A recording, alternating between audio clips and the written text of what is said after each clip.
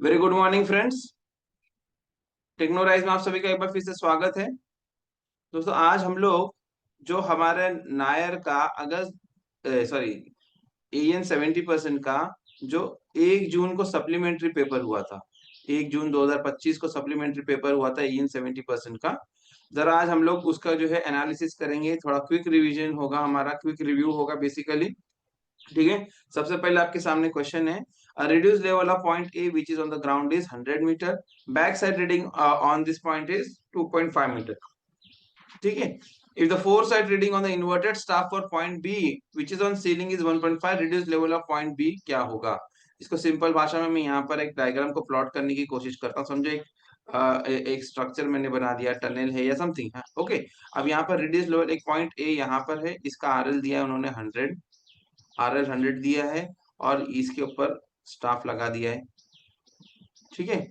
तो रीडिंग इसके ऊपर लिया कि इतना आया 2.5 है, यहाँ पे आया 2.5, तो हाइट ऑफ इंस्ट्रूमेंट क्या हो गया 2.5। फिर बाद में दूसरी रीडिंग लिए, वो कोई एक पॉइंट पे इन्वर्टेड पॉइंट बी यहाँ पर है, पॉइंट बी दूसरी जगह पे है, समझो यहाँ पर ले लिया हमने। मैं एक ही जगह पे मिक्स करके सब बना के बता रहा हूँ। और ये जो पॉइंट बी है, ये पॉइंट ए था नीचे वाला और ये पॉइंट बी है। अब ये हाइट ऑफ इंस्ट्रूमेंट हो गया 100 प्लस 2.5, तो हो जाएगा 102.5 मीटर हाइट ऑफ इंस्ट्रूमेंट हो गया। अब यहाँ पर से एक रीडिंग आपने स्टाफ लगाया और इसके ऊपर रीडिंग कितनी आ रही है, कितनी आ रही है 1.5 आ रही है। ठीक है। यहाँ पर जब आप इंस्ट्रूमेंट लगा के देख रहे हो तो रीडिंग क्या आ रही है 1.5 मीटर आ रही है। ठीक है। सेम सेटअप से आप लगा रहे हैं 1.5। तो रीडिंग इसकी क्या पूछा, तो सिंपल है 100 प्लस 2.5, 102.5 प्लस 1.5। तो ठीक है ना, तो प्लस 1.5, 102.5 प्लस 1.5 आप करेंगे तो आपको आंसर बिल्कुल आ जाएगा 104 मीटर्स। ठीक है। बात समझ में आ गई आपको। पहले बेस पे एक पॉइंट था जिसका आरएल हमें पता था 100 था, वहां पर हमने इंस्ट्रूमेंट लगा दिया। मान के चलिए कि यहाँ पर इंस्ट्रूमेंट मैंने लगा दिया, मैंने कहीं पे यहाँ पर इंस्ट्रूमेंट लगा दिया और इंस्ट्रूमेंट लगाने के बाद में मैं रीडिंग ले रहा हूँ, मैं रीडिंग ले रहा हूँ इंस्ट्रूमेंट लगाने के बाद में इस प्रकार से। तो पहले आया 2.5, तो ये हो गया 100 प्लस 2.5, 102.5 प्लस एक, फिर बाद में पॉइंट बी पे लगाया स्टाफ, इन्वर्टेड स्टाफ था, उल्टा स्टाफ था, वहां से स्टाफ लगाया, उस पर रीडिंग है 1.5, तो 100 प्लस 2.5 प्लस 1.5, आंसर आ गया 104। ठीक है। ये हो गया हमारा बिल्कुल करेक्ट आंसर है। आगे बढ़ेंगे हम लोग। Whole circle bearing of two lines AB and AC are 115 degree and 41 degree respectively. Angle BAC. Whole circle bearing क्या होता है, ट्रू नॉर्थ से होता है। होल सर्कल बेयरिंग कहाँ से होता है, it is with respect to true north. ठीक है। ट्रू नॉर्थ के से जो है आपका होल सर्कल बेयरिंग होता है बेसिकली। तो अब यहाँ पर क्या है, ये हमारा समझो एक पॉइंट है यहाँ पे, होल सर्कल बेयरिंग दो दिया है, two lines A B and A C, ये पॉइंट ए है समझो हमारा। हाँ। और ए बी का होल सर्कल बेयरिंग कितना है 115 डिग्री, कितना है 115। तो मैं इसको ले लेता, ये समझो 115 हो गया। ए बी, इसका नाम हम रख देंगे, पॉइंट बी है, दिस इज, मैं यहाँ बाहर लिखता हूँ इसको 115। ठीक है। ओके। इसी तरीके से एक और पॉइंट है, उसका एंगल वो कितना है 41 डिग्री है, 41 degree, like something like this, और उसका नाम हम रख दिए सी। तो 41 डिग्री ये हो गया। ठीक है। अब एंगल बी ए सी पूछ रहा है, तो बी ए सी क्या हो जाएगा, सिंपल है 115 माइनस 41, 115 माइनस 41 क्या है, 5 माइनस 1 4, 11 माइनस 4 7, तो आ गया 74 डिग्री। तो ऑप्शन सी बिल्कुल करेक्ट है, यहाँ पे उन्होंने दिया भी है। ठीक है। तो एंगल बी ए सी क्या हो जाएगा, बी ए सी, यानी कि ये कौन सा एंगल हो जाएगा, angle B A C is nothing but the included angle, this angle, इसकी बात चल रही है, तो ये हो जाएगा 74 डिग्रीज। ठीक है। ये हो गया हमारा angle, included angle B A C is equal to 74 degrees. Next question, if a metal rod firmly held between two points is heated it will develop. देखिए क्या कहा उन्होंने, क्वेश्चन को गौर से समझेंगे हम लोग। ये एक मेटल रॉड, देखिए अगर एक मेटल रॉड है, अगर इसको फ्रीली, मैं पहले बता रहा हूँ फ्रीली की बात कर रहा हूँ, एक मेटल रॉड है, इसको फ्रीली हीट किया गया, यानी कि दोनों एंड्स इसकी फ्री है, तो what will happen, it will elongate, है कि नहीं। It will elongate. जब ये फ्री है दोनों एंड्स तब it will elongate because of the increase in temperature.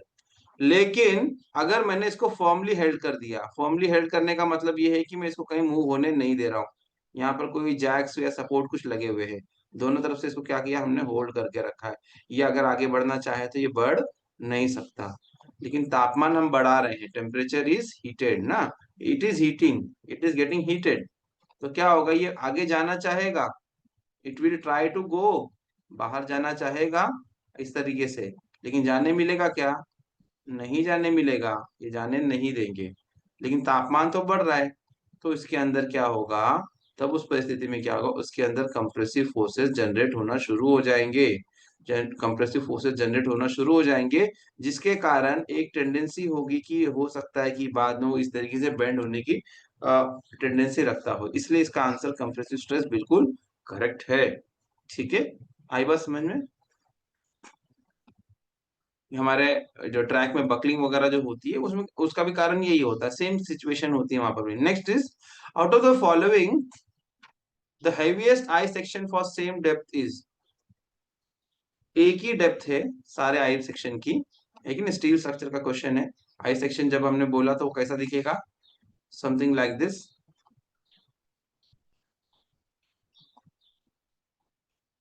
Something like this होता है। ठीक है, तो out of the heaviest I section for same depth, depth same है तो सबसे ज्यादा, यानी कि उसको उन्होंने ये बता दिया कि दिस विल रिमेन सेम।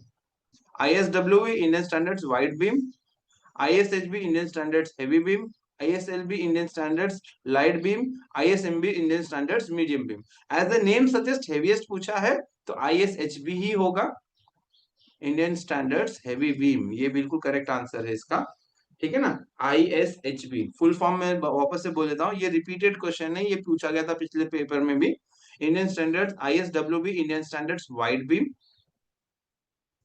दूसरा ISHB Indian standards heavy beam, ISLB Indian standards light beam, ISMB Indian standards medium. As the name suggest heaviest section is ISHB। आप स्टील टेबल अगर आपके पास होगी, स्टील टेबल से आप इसको वेरीफाई कर सकते हैं, किसी भी पर्टिकुलर डेप्थ के लिए ISHB में डेप्थ वेट जो सबसे ज्यादा होगा। Next question, bending stiffener in a plate girder is provided to. Bending stiffeners in a plate girder, plate girder क्या होती है, हमारी कस्टमाइज्ड गर्डर हुआ करती है, यानी कि आपके जो रेडीमेड, जैसे यहाँ पर हमने भी पिछला क्वेश्चन डिस्कस किया, ये रेडिली अवेलेबल सेक्शन से मार्केट में मिलते हैं, ISWB ISHB ISLB ISMB। ठीक है, तो इसका वेट, उसका बेंडिंग मोमेंट प्रॉपर्टीज, इसके सारे के सारे प्रॉपर्टीज, डिफ्लेक्शन, व्हाटएवर जो कुछ भी होगा वो सबको वो जो है ना प्रॉपर्टी स्टील टेबल में दिया जाता है। लेकिन समटाइम्स ऐसा होता है कि हमारी जो रिक्वायरमेंट होती है वैसे मार्केट में अवेलेबल सेक्शन नहीं होते, तो हम क्या करते हैं, we make use of plate girder, हम प्लेट गर्डर बनाते हैं। प्लेट गर्डर बेसिकली क्या है, कि प्लेट गर्डर बेसिकली क्या है दोस्तों, कि हम लोग अलग अलग मेटल प्लेट्स को अपने जरूरत के हिसाब से क्या करते हैं, उसको मैन्युफैक्चर करते हैं। ठीक है, यानी कि ये टॉप का प्लेट अलग, इसका ये अलग, ये थिकनेस इसका क्या चाहिए, इसका विड्थ क्या चाहिए, इसका डेप्थ क्या चाहिए, इसको हम डिजाइन करते हैं। ठीक है, और आपस में इसको रिवेट की सहायता से या वेल्ड की सहायता से जोड़ते हैं, इसी को कहते हैं प्लेट गर्डर, इसी को कहते हैं प्लेट गर्डर। अब इसके अंदर क्या कहा, the bending stiffener in plate girder is provided to. अब देखिए क्या होता है दोस्तों, क्या होता है कि हमारा जो क्या कहेंगे हम लोग, लोड जैसे आता है वो हिसाब से, वो हिसाब से, अब देखिए अगर इसकी डेप्थ मैंने बहुत ज्यादा कर दी, इसकी डेप्थ समझो हमारी रिक्वायरमेंट बहुत ज्यादा है, तो क्योंकि ये मेटल है, मेटल है तो एक पर्टिकुलर पॉइंट पे लोड ज्यादा आ रहा है, तो मैं क्या इसके ऊपर समझो एक लोड आ रहा है, तो there is a tendency of it getting buckled ना, एक पर्टिकुलर पॉइंट पे समझो लोड ज्यादा आ रहा है, तो इसकी टेंडेंसी क्या होगी कि ये आउट ऑफ अलाइनमेंट बकल होके चला जाए। ठीक है ना, तो इसके लिए हम क्या करते हैं, we provide bending stiffness, we provide bending stiffness. Sometimes हम लोग जो है हॉरिजॉन्टल स्टिफनेस प्रोवाइड करते हैं, कहीं पर कहीं हम वर्टिकल स्टिफनेस प्रोवाइड करते हैं, as per the requirement, as per the requirement we provide horizontal and vertical stiffness. ठीक है, हम हॉरिजॉन्टल, कहीं हॉरिजॉन्टल स्टिफनर हम प्रोवाइड करते हैं, कहीं वर्टिकल स्टिफनर हम प्रोवाइड करते हैं। तो ये इसीलिए होता है ताकि ताकि जो है जो है बकलिंग वगैरह प्लेट गर्डर की, जैसे मैं यहाँ पे एग्जांपल के तौर पे बना रहा हूँ, ये देखिए वर्टिकल स्टिफनर बना दिया, हॉरिजॉन्टल स्टिफनर बना दिया। इस तरीके से जहां पे जैसी जरूरत होती है, जहां पे जैसी जरूरत होती है हम लोग कुछ स्टिफनेस प्रोवाइड करते हैं, ताकि वो लोड ट्रांसमिशन डायरेक्टली हो जाए और ये आपकी वेब जो है बकल ना हो। ठीक है, मैंने एक तरफ एक सिनेरियो बनाया, दूसरी तरफ दूसरा सिनेरियो बनाया, इट डिपेंड्स। ठीक है, तो यहाँ पर करोजन से लेना देना नहीं है, और moment of resistance of girder से भी लेना देना नहीं है, एक्सेसिव डिफ्लेक्शन ऑफ गर्डर से भी लेना देना है, गर्डर का डिफ्लेक्शन उसके स्पैन से लेना देना होगा। ठीक है, बकलिंग ऑफ वेब बिल्कुल परफेक्ट आंसर है दोस्तों, preventing the buckling of web is the correct answer. Next question की तरफ आगे बढ़ेंगे। Admixture which causes early setting and hardening of concrete is called. ऐसा एडमिक्सचर जो कंक्रीट के सेटिंग हार्डनिंग को इनिशिएट करता है, यानी जल्दी करता है, क्विकली करता है, इसको क्या कहें? Retarder, accelerator, air entraining, workability. Retard यानी कि प्रोलॉन्ग करना, तो ये तो रिटार्डर नहीं होगा, बल्कि आंसर इसका होगा एक्सीलरेटर। जल्दी एक्सीलरेट करता है, जल्दी सेट करता है। भाई जो सीमेंट आपकी जो है आधे घंटे के अंदर सेट होती थी, वो आप मान के चलिए कि 15-20 मिनट में हो गई। या हार्डनिंग की अगर हम लोग फाइनल सेटिंग टाइम की अगर हम बात करेंगे, अगर 10 घंटे होते तो 3-4 घंटे में हो रही। तो एक्सीलरेटर क्या करता है? कंक्रीट की जो है सेटिंग टाइम को एक्सेलरेट करता है, जल्दी सेट करता है। जहां पर हमें जरूरत होती है कि जल्दी स्ट्रेंथ चाहिए, वहां पर हम लोग एक्सेलरेटर यूज करते हैं। एयर एंड ट्रेनिंग एजेंट जो है हमारे दोस्तों, ये एक अलग चीज होती है। एयर एंड ट्रेनिंग एजेंट जहाँ फ्रीज थॉ वगैरह का केस होता है, वहां पर एयर को एंट्रेन करना पड़ता है हम लोगों को, है कि नहीं, प्रॉपर्टीज को इंप्रूव करने के लिए। वोकेबिलिटी के लिए जो है आपके प्लास्टिसाइजर्स, सुपर प्लास्टिसाइजर्स होते हैं। तो एक्सेलरेटर बिल्कुल परफेक्ट आंसर है। यहाँ पर हम आगे बढ़ेंगे नेक्स्ट क्वेश्चन की तरफ। The frog of the brick in masonry is generally kept on top face, bottom face, shorter face, longer face। देखिए अब ये जो है ना, ये फ्रॉग क्या होता है, जो लोग सिविल इंजीनियरिंग बैकग्राउंड से होंगे उनको तो समझ में आ गया होगा, लेकिन हो सकता है नॉन सिविल बैकग्राउंड के हमारे जो कैंडिडेट्स हो, उनको इसमें ये क्वेश्चन को समझने में दिक्कत है, तो उनके लिए मैं यहाँ पर एक ना डायग्राम बना देता हूँ। बेसिकली सभी लोग जानते हैं, लेकिन नाम से नहीं जानते होंगे तो परेशान हो सकते हैं, है कि नहीं? तो इस वजह से मैं डायग्राम ही बना देता हूँ यहाँ पर। बेसिकली एक हमारा ब्रिक में 3D में बनाने की कोशिश कर रहा हूँ, है ना। ब्रिक होती है, ईंट होती है हमारी, ईंट, उसको मैं यहाँ पे ट्राई कर रहा हूँ कि एक आकार देके हम लोग डिस्कस करें इसको। ठीक है, अब ब्रिक आपकी जो है, चाहे डायमेंशन में कुछ भी फर्क होता है, मॉड्यूलर के लिए नॉन और नॉन मॉड्यूलर सबका अलग अलग होता है। ये समझो हमारी एक ब्रिक है, इस ब्रिक के अंदर ऊपरी हिस्से में दोस्तों, ना टॉप में, यहाँ पर आपने देखा होगा जैसे कि समथिंग, मैं कुछ भी नाम लिख देता हूँ, से आई जस्ट राइट एज, मैं लिख देता हूँ हमारा टेक्नोराइज ही लिख देता हूँ। ठीक है, टेक्नो लिख देता हूँ मैं इसको। ठीक है, आपने देखा होगा ब्रिक के टॉप पर, ब्रिक के टॉप पर कुछ ना कुछ लिखावट होती है। तो मोस्टली जो है 3 डिजिट में होती है ना, मोस्टली 3-4 डिजिट में वो लोग लिखते हैं, KBK, XYZ, PQR, something like that. They right something in the top.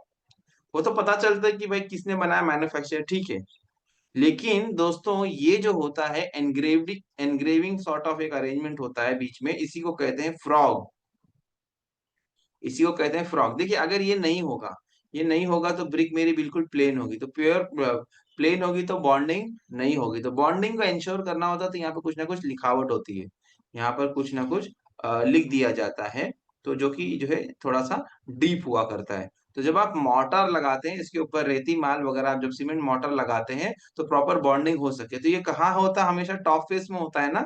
तो फ्रॉग ऑफ द ब्रिक, इसी को फ्रॉग कहते हैं, इसी को क्या कहते हैं? Frog. The frog of the brick in masonry generally kept on top face. ठीक है, आई थिंक अंडरस्टूड एवरीबॉडी। आगे बढ़ेंगे हम लोग। The compact, the compacting factor test of concrete determine its, compacting factor होता है CF। कॉम्पैक्टिंग फैक्टर कंक्रीट का क्या डिटरमाइन करता है? पोरोसिटी, स्ट्रेंथ, वोकेबिलिटी या सेटिंग टाइम, है कि नहीं? तो इसका बिल्कुल परफेक्ट आंसर है वोकेबिलिटी। अगर आप लोगों को किसी को पता होगा तो उसका जो है सेटअप कुछ इस प्रकार से होता है। कॉम्पैक्शन फैक्टर टेस्ट का जो है सेटअप होता है कि दो टाइप यहाँ पे बकेट्स वगैरह हुआ करती हैं, कि something like that which I remember, ऐसा कुछ कंक्रीट का, ये यहाँ से इधर से पोर करते फिर ये नीचे जाता है ना। कॉम्पैक्शन फैक्टर टेस्ट सेटअप कुछ इस प्रकार से होता है। तो ये किसके लिए होता है? ये वोकेबिलिटी के लिए होता है, इट इज फॉर वोकेबिलिटी। ठीक है, तो वोकेबिलिटी के लिए होता है, वोकेबिलिटी के लिए आपके पास स्लम कौन है, और भी बहुत सारे टेस्ट हैं, है कि नहीं। उसमें से एक है आपका कॉम्पैक्शन फैक्टर टेस्ट, जो आमतौर पर लेबोरेटरी में इस्तेमाल करते हैं। फील्ड में करना जरा मुश्किल होता है, लेबोरेटरी में जब आप ट्रायल मिक्स वगैरह कर रहे हैं तो उस टाइम पे वोकेबिलिटी वगैरह के लिए ना क्वालिटी कंट्रोल में हम लोग इसको यूज करते हैं। Next is plasticity index of soil is defined as, plasticity index of soil is defined as, इसका तो L L minus P L आपको मैंने पढ़ाया हुआ भी था पूरा, बिल्कुल डायग्राम के साथ में भी हमने इसको डिस्कस किया था, है कि नहीं। अलग अलग स्टेजेस हुआ करते हैं, है कि नहीं। इस प्रकार से कुछ अरेंज सेटअप अगर आपको याद होगा, तो प्लास्टिसिटी इंडेक्स क्या है, जहां से सॉइल जस्ट आपकी क्या होती है, लिक्विड लिमिट क्या होती है, जहां से सॉइल लिक्विडफाई होना शुरू होती है, और ये जो दोनों के पीछे बाउंड्री लाइन होती है वो होता है liquid limit minus plastic limit. Liquid limit minus plastic limit आपकी क्या होती है, प्लास्टिसिटी इंडेक्स होती है ना, आईपी। प्लास्टिसिटी इंडेक्स को आईपी से डिनोट करते हैं, IP equals L L minus P L ना, liquid limit minus plastic plastic limit. ठीक है, ये एटाबॉक्स लिमिट्स है, उधर से देख लीजिएगा, इसमें और भी क्वेश्चन इससे रिलेटेड बनते हैं, वो कर लीजिएगा आप उसको। ओके, नेक्स्ट क्वेश्चन हमारा है, a soil having all particles of nearly the same size is known as, अगर एक सॉइल है उसके अंदर करीब करीब सभी पार्टिकल एक ही साइज के, तो उसको क्या कहेंगे, uniformly graded, gap graded, well graded, none of the above. तो उसको क्या कहेंगे, यूनिफॉर्मली ग्रेडेड। ठीक है, a soil having all the particles of nearly the same size, उसको क्या कहेंगे, we will call it as uniformly graded. ठीक है, गैप ग्रेडेड का मतलब क्या है, गैप ग्रेडेड का मतलब क्या है, गैप ग्रेडेड का मतलब क्या है, मान के चलो एक पर्टिकुलर साइज के सॉइल है, उसके बाद में दूसरा पर्टिकुलर साइज मिसिंग है, उसके बाद तीसरा पर्टिकुलर साइज है। ये एग्जांपल देता हूँ, समझने में आसान होगा ना, एग्जांपल देता हूँ। मान के चलिए कि मान के चलिए कि 4 mm के कुछ पार्टिकल्स हैं, ठीक है, 4 mm के हैं, ये बाद में 2 mm के हैं, अब 3 mm का मिसिंग है, 3 mm एक है, ये मिसिंग है। तो ये क्या हो गया, मैं सिर्फ समझाने के लिए बता रहा हूँ, एग्जैक्टली सॉइल की लैंग्वेज में नहीं, इन जनरल बात कर रहा हूँ। ये होना था 1 2 3 4, समझो इस प्रकार से 1 2 3 4 साइज सारे होते, अगर ये सारे के सारे होते तो इसको हम कहते थे वेल ग्रेडेड, कि भाई 1 भी है, 2 भी है, 3 भी है, 4 भी है। ठीक है, गैप ग्रेडेड का मतलब क्या है, गैप ग्रेडेड का मतलब 1 है, 2 है, 4 है, लेकिन 3 मिसिंग है, ये होगा गैप ग्रेडेड। ठीक है, ये वाला हो गया गैप ग्रेडेड। यूनिफॉर्मली ग्रेडेड का मतलब क्या है, कि एक ही पर्टिकुलर साइज है, पूरे में है। तो हमने जो क्वेश्चन पूछा था कि नियरली द सेम साइज, करीब सेम साइज के पूरा है, तो उसको कहते हैं uniformly graded, that is called as uniformly graded.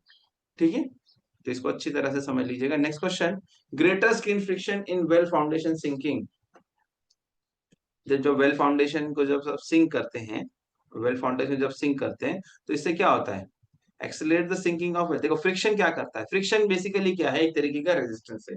Skin friction यानी कि जब आपकी वेल होगी, आपकी एक वेल को आप सिंक कर रहे हैं, वेल है आपकी ये, इसको हम क्या कर रहे हैं, ग्राउंड के अंदर we are trying to sink it, we are trying to sink it, इसको हम लोग सिंक करने की कोशिश कर रहे हैं, जमीन के अंदर हम क्या कर रहे हैं, इसको सिंक करने की कोशिश कर रहे हैं। अब हम सिंक कर रहे हैं तो सिंकिंग फोर्स मेरा नीचे लेके जा रहा है, और स्किन फ्रिक्शन क्या कर रहा है, स्किन फ्रिक्शन क्या कर रहा है, स्किन फ्रिक्शन रेजिस्टेंस ऑफर कर रहा है। तो जब अगर स्किन फ्रिक्शन ज्यादा होगा तो क्या आएगा, accelerate the sinking, does not affect the sinking, retard the sinking, none of the, जाहिर सी बात है, फ्रिक्शन रेजिस्टेंस ऑपोजिट डायरेक्शन में देता है तो it will retard the sinking, it will retard the sinking. इसके लिए क्या करते हैं आमतौर पर, इसके लिए आमतौर पर जहां पे जब आप सिंकिंग करते हैं तो यहाँ पर एजेस पे जो है ना, वाटर जेट वगैरह से स्प्रे किया जाता है, ताकि आपका जो है स्किन फ्रिक्शन जो है कम हो और आसानी से सिंकिंग हो जाए, वाटर जेट वगैरह से स्प्रे आमतौर पर किया जाता है। ठीक है, इसका रेमेडियल मेजर बताया मैंने आपको। Next, granite stone is generally not use for ordinary building construction because, granite देखिए हमारे सारे स्टोन में सबसे मजबूत हुआ करता है, सबसे मजबूत हुआ करता है, लेकिन at the same time it is very dear, यानी बहुत महंगा है। Granite stone is generally not use for ordinary building construction because it can not be polished, it is costly, it has less strength, it is not fire proof. भाई ये fire proof भी है, इसकी strength भी बहुत अच्छी है, इसको इसको पॉलिश भी कर सकते हैं, लेकिन सबसे मेन बात ये है कि ये बहुत ही महंगा होता है। इस वजह से हम लोग साधारण बिल्डिंग कंस्ट्रक्शन में हम लोग इसको यूज नहीं करते हैं ना, इस वजह से हम लोग इसको यूज नहीं करते हैं। Next, which are the following survey for a railway project? In which of the following survey for a railway project the center line of the proposed new railway line gets fully transferred on the ground by means of pegs at every 20-meter interval? अगर आपको याद होगा, ये different types of surveys जो है यहाँ पर, रिकॉग्नाइजेंस, final location, preliminary traffic. रिकॉग्नाइजेंस के अंदर कोई इंस्ट्रूमेंट हम लोग इस्तेमाल नहीं करते हैं, है कि नहीं। ओवरऑल लुक से जो है अंदाजा लगा लिया जाता है। आप जो है उसमें ड्रोन सर्वे कर सकते हैं, एरियल सर्वे कर सकते हैं, यानी ड्रोन भी एक टाइप का एरियल सर्वे वगैरह करके, या दूर दूर से जो है ना अंदाजा लगाएंगे आप, मैप वगैरह की सहायता से अंदाजा लगा, दैट इज रिकॉग्निशन सर्वे। ठीक है। प्रिलिमिनरी सर्वे क्या होता है कि भाई एक रूट रिकॉग्नाइजेंस में अगर जो फिजिबिलिटी आपको समझ में आती है, यस इट इज फिजिबल, फिर हम क्या करते हैं, प्रिलिमिनरी सर्वे करते हैं। वहां पर थोड़ा डिस्टेंस मेजरमेंट का काम होता है, लेकिन बहुत डिटेल नहीं होता प्रिलिमिनरी सर्वे में। और फिर बाद में आता है फाइनल ट्रैफिक सर्वे का, लेना देना ट्रैफिक से है। ठीक है, उसको यहाँ से प्रोजेक्ट से आपके डायरेक्ट लेना देना नहीं है। ठीक है, वो क्या है, यानी कि वो ट्रैफिक सर्वे बेसिकली क्या होगा कि भाई कितने लोग यूज करेंगे, क्या इसका फिजिबिलिटी, वो। अब बात करेंगे फाइनल लोकेशन सर्वे जो होता है, ये डिटेल सर्वे होता है। इसके अंदर प्रॉपर हम लोग इंस्ट्रूमेंट्स वगैरह लगाते हैं फील्ड पर जाके, उसके बाद हम काम करते हैं। तो यहाँ पर क्या कहा, इनमें से किस में द रेलवे प्रोजेक्ट में the central line of the propose railway line gets fully transferred on the ground, यानी जो आपके पास पेपर पे था उसको आपने ग्राउंड में ट्रांसफर किया, पेग की सहायता से हर 20 मीटर पे आप सेंट्रल लाइन आप मार्क कर रहे हैं। तो जाहिर सी बात है वो आपका फाइनल लोकेशन सर्वे होगा, क्योंकि डिटेल वर्क यहाँ पर हो रहा है, ग्राउंड वर्क हो रहा है, that will come under final location survey. Next question, as per engineering code the grade compensation for curvature in broad gauge is, engineering code के हिसाब से भी आप इसको देख लीजिए। अभी देखो, इसके पहले 18 तारीख के पेपर में भी सेम क्वेश्चन आया था दोस्तों, ठीक है, लेकिन वहां पर वो वर्टिकल कर्व के बारे में पूछा था, और यहाँ पर थोड़ा सा फर्क है, थोड़ा बिल्कुल सेम नहीं है। वहां वर्टिकल कर्व आपका प्रोवाइड करेंगे, वो पूछा था, तो 4 mm पर मीटर से स्टीपर अगर कहीं पे रहेगा, अलजेब्रिक डिफरेंस तो था। यहाँ पर क्या लिखा है कि अगर आपके ग्रेडियंट पर ही कर्वेचर है, तो ग्रेड कंपेंसेशन के बारे में पूछा है। तो as per engineering code the grade compensation for curvature in broad gauge is 0.04% ना, ये आपको IRPW में भी मिल जाएगा, इंजीनियरिंग कोड में भी मिल जाएगा ना। तो 0.04% पर डिग्री ऑफ कर्वेचर जहां पर होगा, वहां पर हमको ग्रेड कंपेंसेशन फॉर कर्वेचर करना पड़ेगा। यानी सीधा अगर ट्रैक होता, यानी सीधा अगर अलाइनमेंट होता, तो वहां पर जो ग्रेडियंट देना दे सकते थे, लेकिन अगर कहीं पर उसी ग्रेडियंट में साथ में अगर अलाइनमेंट में कर्वेचर भी है, तो अगर इट इज 0.04 पर डिग्री पर कर्वेचर, तो वहां पर आपको ग्रेड, अगर वहां पर कर्वेचर भी है, तो 0.04 पर डिग्री के हिसाब से आपको क्या करना पड़ेगा, ग्रेड कंपेंसेट करना पड़ेगा। ठीक है, नेक्स्ट क्वेश्चन की तरफ आगे बढ़ेंगे। What is mean by marking of FTC by paint on PSC sleeper? आपकी PSC स्लीपर के ऊपर अगर FTC करके मार्किंग होता है, उसका मतलब क्या है, it is nothing but fit for track circuiting, यानी इसके जो है चेक किया जाता है कि whether it is insulated for like क्या कहेंगे, ट्रैक सर्किटिंग के लिए ये फिट है कि नहीं। तो इसको टेस्टिंग की जाती है इंसर्ट टू इंसर्ट, और वो जो वायर्स अंदर स्ट्रैंड्स होते हैं उसमें कहीं शॉर्ट सर्किट तो नहीं इंटरनली हो रहा है, चेक कहते हैं। तो चेक करने का तो उधर लिख दिया जाता है FTC यानी fit for track circuiting. NFTC लिखा है तो not fit for track circuiting होगा, उनको हम लोग ट्रैक सर्किटेड एरियाज में इस्तेमाल नहीं कर सकेंगे, नॉन ट्रैक सर्किटेड में यूज कर सकेंगे उनको, होगा fit for track circuiting. Next question, as per IRPWM any formation is identified as weak formation if the ballast penetration profile is of W shape ना, ये देखो आंसर आपको पता ही होगा, of dash shape and maximum depth of penetration more than dash.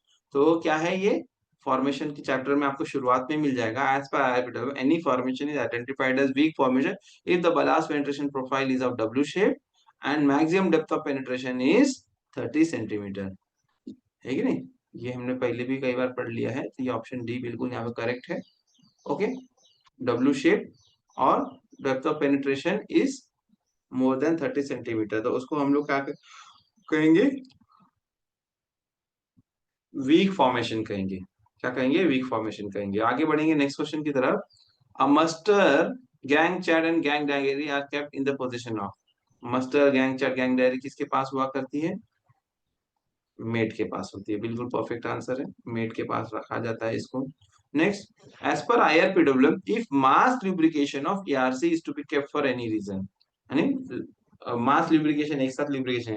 As per IRPW, if mass lubrication of elastic rail clips is to be taken for any reason, at least dash sleeper shall be kept intact between two sleepers on which elastic clips are remove. तो क्या है, अगर आपको lubrication वगैरह करना है बहुत सारी ERC को, तो क्या करना है? At least 15 sleepers, at least 15 sleepers shall be kept intact between two sleepers on which elastic clips are removed। दो स्लीपर के बीच में कम से कम 15 स्लीपर होनी चाहिए। ठीक है, इस तरीके से करना है। वनी इनको लगाया तो अगले को निकाला, 15-15 का गैप बीच में रखना है। ठीक है, ओके, कर सकते हैं, लेकिन बीच में 15 स्लीपर आपके इंटैक्ट होने चाहिए। Next, which of the following is not a type of traction bonds provided in electrified sections. तो हम लोगों ने इसको पहले भी डिस्कस कर लिया है। Longitudinal rail bonds, cross bonds और स्ट्रक्चर बॉन्ड्स, ये सारे के सारे बॉन्ड्स हुआ करते हैं। आपके जो है चैप्टर नंबर 6 में प्रिकॉशंस इन इलेक्ट्रिफाइड सेक्शन में आपको ये मिल जाएगा। तो लॉन्जिट्यूडनल रेल बॉन्ड्स हुआ करते हैं, क्रॉस बॉन्ड्स हुआ करते हैं, स्ट्रक्चर बॉन्ड्स होते हैं। यहाँ पे उन्होंने क्या पूछा हमसे? उन्होंने पूछा है not a type of traction bond, तो वो that is junction bond. Junction bond करके कोई बॉन्ड नहीं होता। ठीक है, नेक्स्ट है, which of the following is presently not an approved pre heating system for 80 welding of rail on Indian. इनमें से कौन सा जो है प्री हीटिंग सिस्टम भारतीय रेलवे में प्रचलन में नहीं है, अप्रूव्ड मेथड नहीं है? एयर पेट्रोल हीटिंग ये तो है, ऑक्सी एलपीजी ये भी है, कंप्रेस्ड एयर पेट्रोल, ये देखो ये वाला है। ठीक है, और ऑक्सी एलपीजी भी है, और compressed air petrol pre heating भी। ऑक्सी सीएनजी ये वाला नहीं है।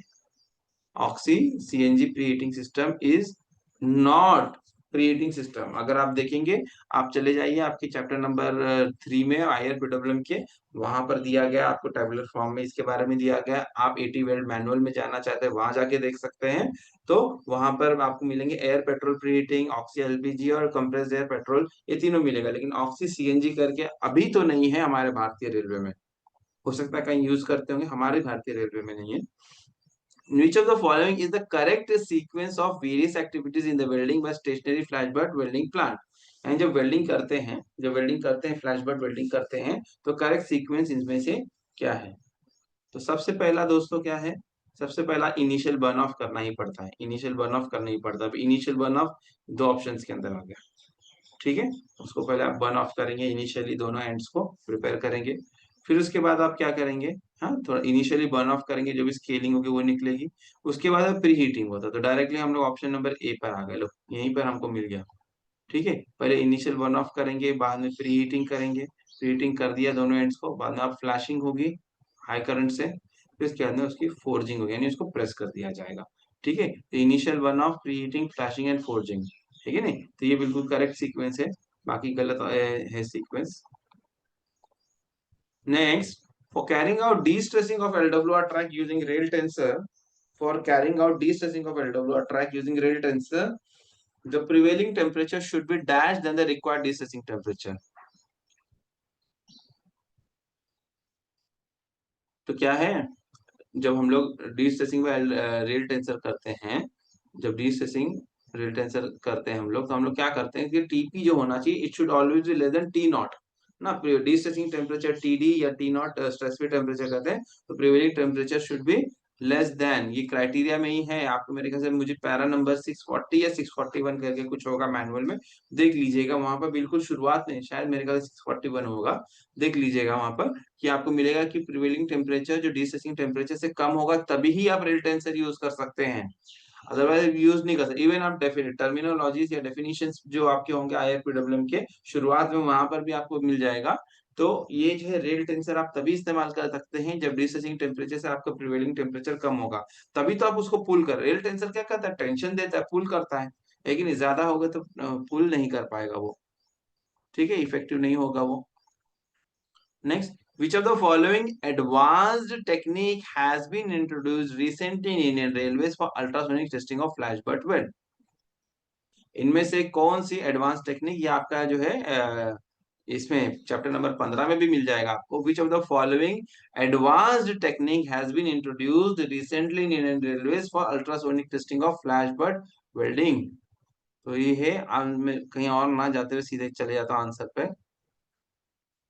फेज्ड अरे अल्ट्रासोनिक टेस्टिंग, पीएयूटी भी इसको कहते हैं, शॉर्ट फॉर्म में पीएयूटी। तो फेज्ड अरे अल्ट्रासोनिक टेस्टिंग जो फ्लैश बट वेल्डिंग प्लांट पे आजकल यूज किए जा रहे हैं, जिसके अंदर एक ही प्रोब हुआ करता है। फेस डायरे में क्या होता है, एक ही प्रोब होता है, डिफरेंट एंगल्स पे एक साथ वो जो है चेक कर लेता है, स्कैनिंग कर लेता है। तो फेस डायरे अल्ट्रासोनिक टेस्टिंग भारतीय रेलवे ने फ्लैश बट वेल्डिंग प्लांट्स पे इंप्लीमेंट कर दिए, लगा दिए हैं, जिससे कि हमारे रेल का जो है टेस्टिंग जल्दी और सटीक तरीके से हो। अदरवाइज अलग अलग प्रोब से करते रहने में टाइम भी बहुत ज्यादा लग जाता है कि नहीं। नेक्स्ट है हमारा, in case of turnouts located in curves, in case of turnouts located in curve, there should be no change of cant between points dash outside the toe and dash beyond the nose of crossing। कई बार हम लोग इसको पढ़ चुके हैं। Change of cant 20 meter outside the toe of switch and 20 meter beyond the nose of crossing, there should not be any change। ठीक है नहीं, तो ये बिल्कुल परफेक्ट है। कहाँ गया ये, लीजिए ये वाला, ठीक है नहीं। यहाँ पर 20 metre outside the top switch and 20 metre beyond the nose of crossing, there should not be, there should be no change of cant. वहां कैंट चेंज बिल्कुल नहीं होना चाहिए, जो कैंट था वैसे ही रहेगा।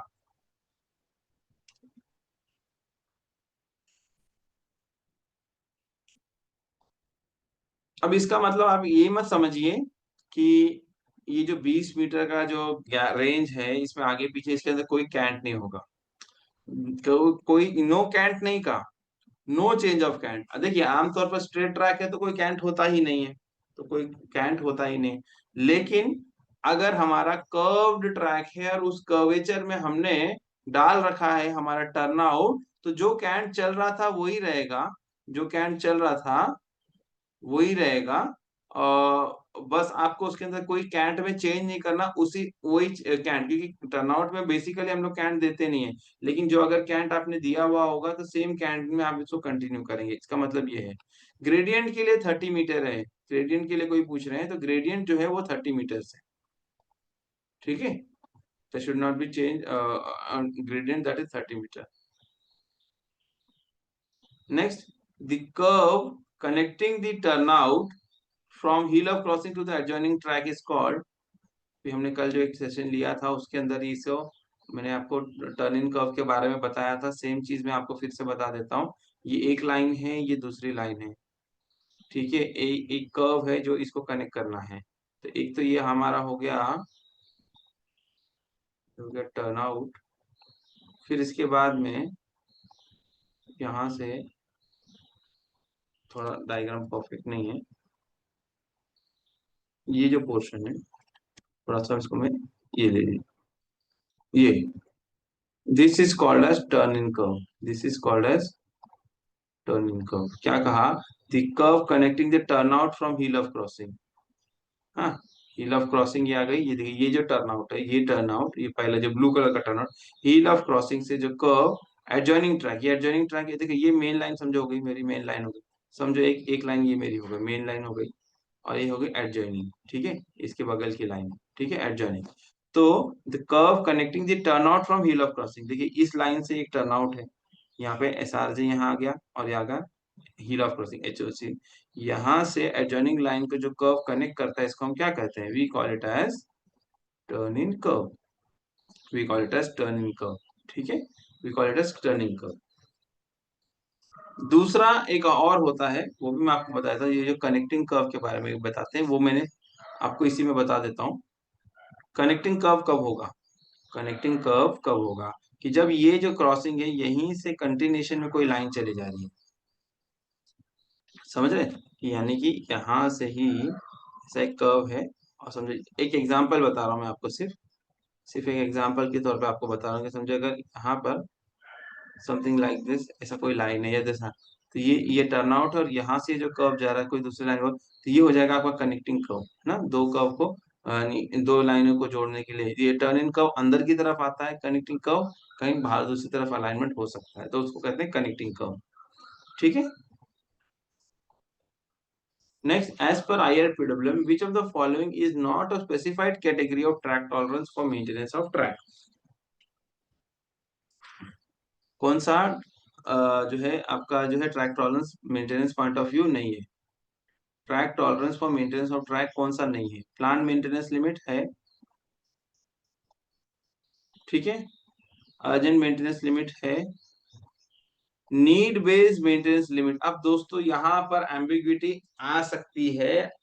देखिए, need based maintenance limit has recently been change to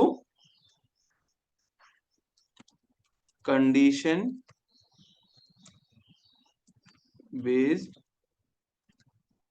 maintenance limit. बहुत ज्यादा फर्क नहीं पड़ता है, लेकिन अगर प्रिसीजन की हम बात करेंगे तो भी need based maintenance limit has been renamed as condition based maintenance limit. ठीक है, और एक्सीलेंट तो नहीं है ये वाला, तो बिल्कुल भी नहीं है। देखिए, ये वाला जो है ना, ये आपका करेक्ट आंसर है कि which is not a specified category. तो एक्सीलेंट मेंटेनेंस लिमिट करके कुछ होता ही नहीं है। प्लान मेंटेनेंस लिमिट होता है, नीड बेस्ड मेंटेनेंस लिमिट होता था, अब वो हो गया कंडीशन बेस्ड मेंटेनेंस लिमिट। और लास्ट वाला है आपका urgent maintenance limit, UML, PML, NBML, UML. ठीक है, अब एनबीएमएल बन गया है सीबीएमएल बन चुका है, करेक्शन स्लिप के माध्यम से इसका नाम चेंज होकर कंडीशन बेस्ड मेंटेनेंस लिमिट हो गया है। ठीक है, तो अगर इग्नोर करना है तो कर सकते हैं नीड बेस्ड मेंटेनेंस लिमिट को, उसी तरह से एक्सीलेंट मेंटेनेंस लिमिट, ठीक है। लेकिन अगर वेरी स्पेसिफिक हम जाएंगे तो हियर इफ somebody wants, तो यहाँ पर ऑब्जेक्शन कैन बी रेज। ठीक है, क्यों रेज कर सकते हैं? क्योंकि अब एनबीएमएल नहीं है, अब जो है सीबीएमएल हो चुका है। ठीक है, अब जो है आपको after the correction slip it has change to condition based maintenance limit. ठीक है, choice is up to you, I just told you क्या है ये। Next, as per Indian Railways schedule of dimensions, what is the maximum horizontal distance from center of straight track to face of passenger platform coping in broad gauge? ना, तो ये तो आपको पता होगा, मिनिमम 1670 है, मैक्सिमम 1680 है कि नहीं? तो मैक्सिमम पूछा है, maximum horizontal distance of centre of straight track, तो है 1680। Next question, for execution of which of the following works sanction of CRS will be required? For execution of which of the following work sanction of CRS will be required? Construction of road over bridges, remodeling of yard, elimination of man level crossing, construction of minor bridges, है कि नहीं? तो यहाँ पर किसके लिए CRS का sanction लगेगा? तो यहाँ पर यार्ड रिमॉडलिंग में लगेगा दोस्तों। यार्ड रिमॉडलिंग बड़ा काम है, तो यार्ड रिमॉडलिंग में जो है ये लगने वाला है। मैन लेवल क्रॉसिंग को एलिमिनेट करने के लिए सीआरएस की सैंक्शन की जरूरत नहीं है, माइनर ब्रिजेस के लिए नहीं है, आरओबी के लिए भी नहीं है। बिल्कुल उन्होंने मेंशन किया है जो चेंजेस हुए उसके हिसाब से रीमॉडलिंग ऑफ यार्ड में जो है जरूर जरूर आपको सीआरएस का सैंक्शन लगेगा। Next question, after the first refresher course, एक बार एक रिफ्रेशर कोर्स हो गया, SSC USFD should be sent to RDS और इरेशन for refresher course once in. देखिए, पहला बार ट्रेनिंग होने के बाद में 3 साल के बाद रिफ्रेशर के लिए जाते हैं यूएसएफडी पीडब्ल्यूआई जो होते हैं, जेईएसएससी यूएसएफडी। फर्स्ट जो इनिशियल ट्रेनिंग करने के बाद में 3 साल बाद उनको जाना पड़ता है रिफ्रेशर को, फर्स्ट टाइम रिफ्रेशर 3 साल बाद होता है। उसके बाद में क्या है, हर 5 साल में भेजा जाता है ना, तो उसको चाहे आरडीएसओ में भेजा जाए चाहे इरिसे में भेजा जाए आफ्टर फर्स्ट रिफ्रेशर कोर्स। बिल्कुल उन्होंने स्पेसिफाई किया। अगर सिर्फ ये कह देते कि refresher course of USFD PWI क्या टेन्योर में है, तो एम्बिग्यूटी होती थी कि अरे 3 भी है 5 भी, पहली बार तो 3 में जाते हैं बाद में 5। लेकिन यहाँ उन्होंने कह दिया पहले रिफ्रेशर कोर्स के बाद में, तो 5 साल बिल्कुल करेक्ट आंसर है यहाँ पर। Next question, track renewal proposals are processed through dash for sanctions. Track renewal proposals are processed through dash. Sanction कैसा होता है track renewal proposal? IRPSM, E office, E dash, IRWCMS, Indian Railways project sanctions and management, यहाँ से होता है। IRPSM, track renewal proposals are processed through Indian Railways project sanction management, यहाँ से sanction हुआ करते हैं।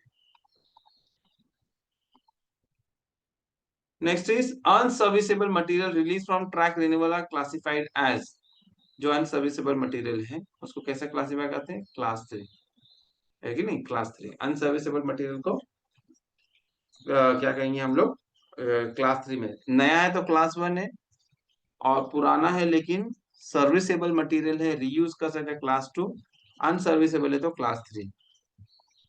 चैप्टर नंबर 7 में आपको मिल जाएगा, इसको आप देखेंगे तो आपको रेफरेंस चाहिए तो आईआरपीडब्ल्यूएम के। As per IRPWM the normal initial life of detonator, बिल्कुल क्लियर उन्होंने कहा कि इनिशियल लाइफ, नॉर्मल लाइफ या इनिशियल लाइफ ऑफ डेटोनेटर कितनी है, 5 years है, बिल्कुल करेक्ट आंसर है, ठीक है, 5 years इसका आंसर है। 8 years क्या है, 5 साल के बाद में सैंपल को टेस्ट किया जाता है, कुछ स्पेसिमेन परसेंटेज को उसको टेस्ट किया, सही है, 1 साल के लिए और एक्सटेंशन, फिर अगले बार के फिर लॉट में से कोई डेटोनेटर लिए जाएंगे, टेस्ट करेंगे, ओके है, फिर 1 साल बढ़ा दिया जाएगा, 5 की जगह 6, 6 की जगह 7 होगा। इसी तरीके से एक और बार कर सकते हैं, 8 साल तक कर सकते हैं। 8 साल अगर आपने, आपका डेटोनेटर की लाइफ हो चुकी है, यानी नॉर्मल लाइफ 5 years, और एक्सटेंड करते करते ईयरली बेसिस पे maximum it can be use up to 8 years। 8 साल के बाद में दोस्तों जो है वो अगर कंडीशन अच्छी भी है, उससे भी कुछ लेना देना नहीं है, उसको हमको क्या करना है, इसको डिस्ट्रॉय कर देना है, यूज रीयूज अब नहीं करेंगे, ठीक है। तो 5 years is the correct answer. आगे बढ़ेंगे, question number 33, a person in charge for working rail dollies shall be a railway servant not lower than, a person in charge for working of rail dollies shall be a railway servant not lower than dash in rank। देखिए दोस्तों, ये हमारी recent correction slip से, जैसे कि आप देख सकते हैं रीसेंट करेक्शन स्लिप से, करेक्शन स्लिप नंबर 3 से, ये जो है रेल रेल डॉली का जो है अथॉरिटी चेंज हो चुका है कि नहीं। हमारा क्वेश्चन एक बार मैं जरा फिर से देख लेता हूँ कि क्वेश्चन एग्जैक्टली क्या पूछा था। क्वेश्चन में पूछा था कि person in charge of working rail dollies, in charge of working rail shall be railway not lower than the rank keyman, gangmate, JE P way, SSC P way. उन्होंने आंसर कीमैन दिया हुआ है, उन्होंने आंसर कीमैन दिया हुआ है, जो कि पहले करेक्ट था, लेकिन अब के हिसाब से, अभी अगर हम देखेंगे तो इसके हिसाब से आपको क्या दिया है, every rail dolly shall be manned by not less than 2 able bodied पर the person in charge for the working of rail dolly shall be railway servant not lower than a JE P way. तो उन्होंने change कर दिया इसको, इसको JEP में, बिल्कुल clear sentence है, the person in charge for working और rail dolly shall be railway servant not lower in the rank than a JEP way. बिल्कुल परफेक्ट है, ये जेईपी वे इसका आंसर होगा। तो ये क्वेश्चन वेरी क्लियरली यहाँ पर ऑब्जेक्शन कैन बी रेज्ड ना, यहाँ पर ऑब्जेक्शन कैन बी रेज्ड, ठीक है, ऑब्जेक्शन कैन बी रेज्ड। इसमें यहाँ पर आंसर क्या हो जाएगा, इसका आंसर अभी चेंज हो जाएगा, इसका आंसर हो जाएगा आपका जेईपी वे, जेईपी वे इसका आंसर हो जाएगा, ठीक है। ओके, ओके, ठीक है, चले, बिल्कुल यहाँ पर है, ऑब्जेक्शन इधर पर रेज किया जा सकता है। Yes Bharat sir, you have already got, like you got 94%, इससे आपके 95 हो जाएंगे इसमें। नेक्स्ट क्वेश्चन है आपका, trolleyman are required to have medical fitness of class, trolleyman के लिए क्या है, A3 क्लास होती है, इसमें कोई दिक्कत नहीं है, इसलिए मैं आगे बढ़ूंगा ना, A3। Next, in track management system, who is authorized to create an AN? In track management, who is authorized to create an AN as a new user? मतलब क्वेश्चन समझा आपने? टीएमएस के अंदर, टीएमएस के अंदर एक न्यू यूजर के तौर पर एक एएन बनाना है, एएन का एक आईडी क्रिएट करना है। In TMS, who is authorised to create an ADN as new user?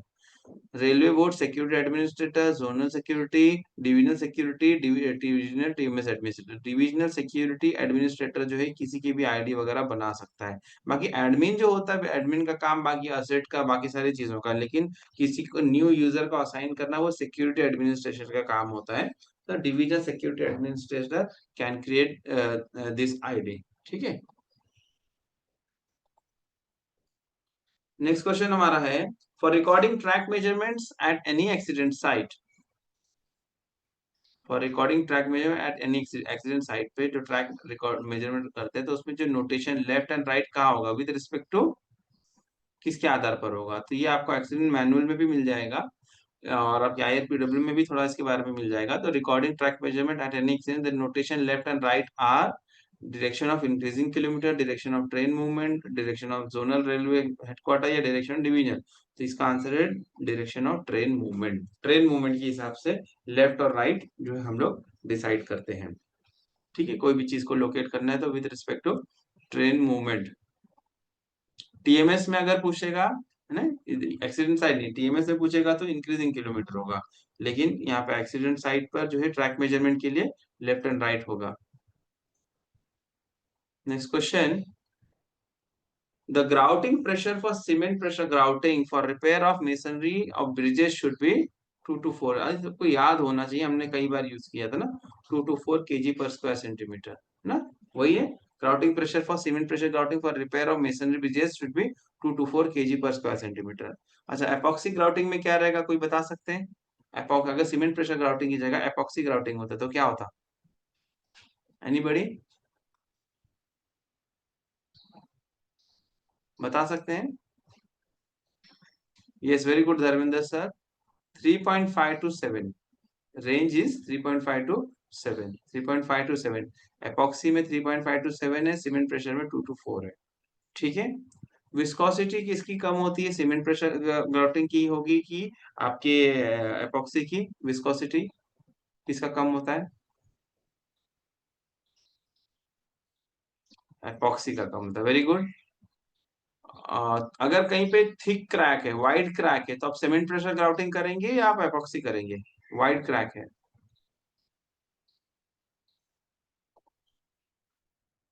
Yes very good, cement का करेंगे। थिन क्रैक है, हेयरलाइन क्रैक है तो एपॉक्सी करेंगे। ठीक है, ये दोनों से बहुत सारे क्वेश्चन मिलते जुलते बनते हैं, इसलिए मैंने पूछा आप लोगों से। ठीक है, वेरी गुड, आपने अच्छी तरह से समझ लिया है हमारा सेशन, बहुत अच्छी बात है। Next is, while replacing rivets at a loose joint, not more than -% of rivet should be cut at a time। Clearly हमने पढ़ा हुआ है 10% इसका आंसर होता है कि नहीं? कोई अगर लूज जॉइंट है वहां पे रिवेट को बदली कर रहे हैं आप, तो एक समय पे 10% से ज्यादा रिवेट को नहीं काटा जाएगा, क्योंकि बाकी जो रिवेट्स है उनको लोड शेयर करना है ना, तो उनके ऊपर लोड एक्सेस आ जाएगा जो इनके एब्सेंस में। तो not more than 10% should be cut at a time. ठीक है, नेक्स्ट है हमारा, विच of the following bearing does not need periodical greasing? Which of the following bearing does not need periodical greasing, यानी कि इनमें से कौन सी बेयरिंग ऐसी जिसको पीरियोडिक ग्रीसिंग की आवश्यकता नहीं है? All sliding bearing, roller and rocker, phosphor bronze bearing, none of the above. तो फॉस्फर ब्रॉन्ज बेयरिंग जो होती है इसको जो है लुब्रिकेशन की जरूरत नहीं पड़ती है, पीरियोडिकल ग्रीसिंग की जरूरत नहीं पड़ती है। बाकी स्लाइडिंग बेयरिंग होने दो, रोलर रॉकर, इनमें लुब्रिकेशन हमको करना पड़ता है। Which of the following is not an advantage of epoxy grouting as compared to cement pressure grouting of bridges? इनमें से क्या एडवांटेज नहीं है? Not an advantage of epoxy grouting, cheaper, quick setting, low shrinkage, high strength. Strength तो है अच्छी खासी, कोई दिक्कत नहीं है। ये एक एडवांटेज में, मैं एडवांटेज को टिक कर रहा हूँ। हाँ, एडवांटेज तो हाई स्ट्रेंथ है, श्रिंकेज भी कम होता है, बिल्कुल सही बात है, जल्दी सेट होता है, ये भी सही बात है, बल लेकिन क्या ये सस्ता है? नहीं, it is costly. This is the correct answer, हमारा एग्जाम के point of view answer cheaper होगा। चीपर जो है करेक्ट आंसर है हमारा, कि this is not an advantage, advantage नहीं है। एपॉक्सी ग्राउटिंग उसमें रेजिन और हार्डनर होता है, ये महंगे आते हैं, तो दे आर कॉस्टली। ठीक है, तो they are not cheaper, but advantage उसके ये है कि फायदे हैं कि जल्दी सेट होता है, श्रिंकेज बहुत ज्यादा नहीं होता है, श्रिंकेज की वजह से क्रैक्स डेवलप होते हैं ना, लो श्रिंकेज होते हैं और हाई स्ट्रेंथ होते हैं। ठीक है, तो not an advantage is cheaper. Next है, the suggested method of the suggested method to rehabilitate a cracked individual bed block of a bridge is. अब आपका क्या है, बेड ब्लॉक क्रैक हो, crack individual bed block, bridge का एक bed block crack हो गया, तो क्या करना पड़ेगा? Replace with through RCC bed block, cement pressure grouting, epoxy grouting या जैकेटिंग। बेड ब्लॉक अगर क्रैक हो गया तो दूसरा उसको जैकेटिंग, और जैकेटिंग तो कर नहीं सकते, और साथ में cement pressure grouting, epoxy grouting ये भी काम चलेगा नहीं। क्रैक अगर हो गया है तो आप क्या करेंगे, उसको बदलेगा, replacing with through RCC bed block, ठीक है, उसको बदली ही करेंगे हम लोग, ठीक है। Next question, which of the following river training or protection structure is constructed transfers to the direction of flow and project from the bank into the river? क्या कहा, इनमें से कौन सा रिवर ट्रेनिंग जो है ये रिवर डायरेक्शन के ट्रांसवर्स परपेंडिकुलर यानी बनाया जाता है, transverse to the direction of river flow and project from the bank into the river? Kite bunds, closure bunds, marginal bunds and spurs. Spurs जो होते हैं ये ट्रांसवर्सली बनाए जाते हैं, ठीक है। आप ये ब्रिज मैनुअल में जब पढ़ेंगे ना रिवर ट्रेनिंग वाला जो पैराग्राफ, उस काफी लंबा है, उसमें आपको मालूम पड़ जाएगा, ठीक है ना। और स्पर्स जो है they are generally transverse to the direction of river flow, river ऐसी फ्लो हो रही है तो they are constructed something like this, spurs हुआ करते हैं, ठीक है। इस प्रकार से होते हैं ना, इस प्रकार से, ठीक है।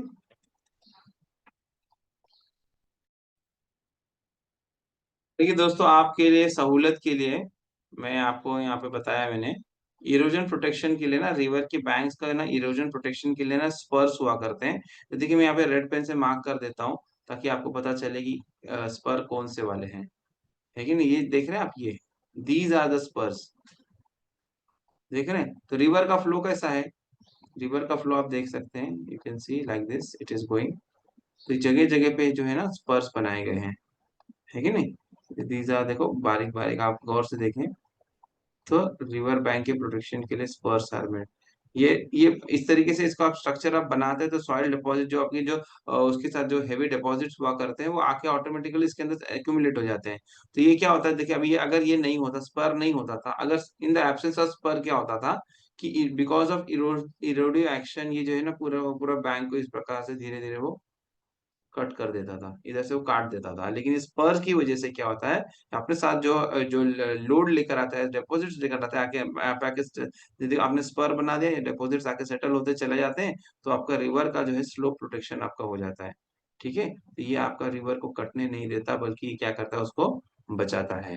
तो इस वजह से हम लोग क्या करते हैं, we like spurs are made. तो क्वेश्चन ये था कि रिवर डायरेक्शन के परपेंडिकुलर, देखो ना अब आप पानी ऐसा जा रहा है, पैरेलल में है क्या, पैरेलल में नहीं है, परपेंडिकुलर है उसके, ठीक है। तो इसको हम कहते हैं स्पर्स, ठीक है। Spurs are the river protection which are laid transverse, okay.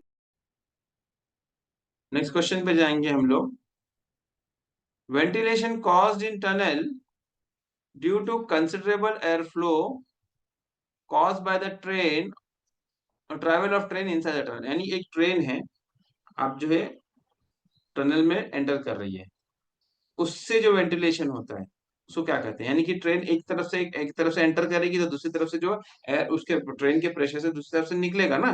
तो ventilation caused in tunnel due to considerable air flow caused by the travel of train inside the tunnel is called, it is nothing but natural ventilation.